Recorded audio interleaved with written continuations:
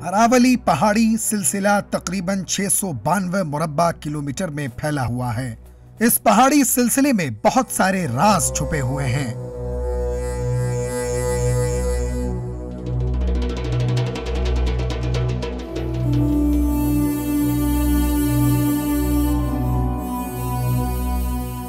रियासत हरियाणा के फरीदाबाद जिले में एक ऐसी ही झील है जिसे मौत की झील यानी डेथ वैली कहा जाता है।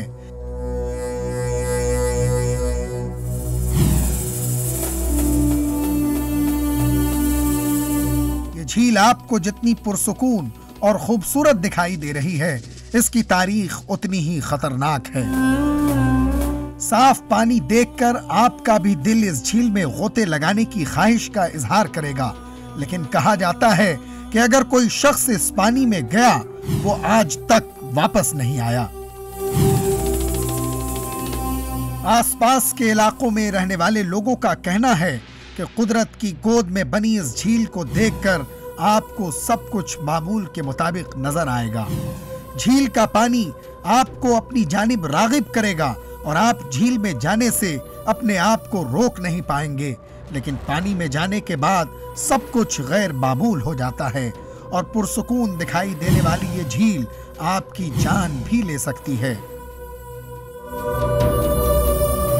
और जब यहाँ के देखते हैं तो ये जगह इतनी अच्छी लगती है कि मन करता है कि यहीं पर रहना शुरू कर दो, क्योंकि चारों तरफ पहाड़ी पहाड़ हैं और जो नज़ारा है बहुत अच्छा है। नौजवानों को इस झील के बारे में इंटरनेट के जरिए मालूमात मिलती है। दिल्ली और उसके आसपास के इलाकों के कॉलेजेस के तलबा इस झील के बारे में पढ़ने के बाद यहाँ घूमने आते हैं। इस झील का नाम इंटरनेट पर डेथ वैली यानी खूनी झील के नाम से मशहूर है।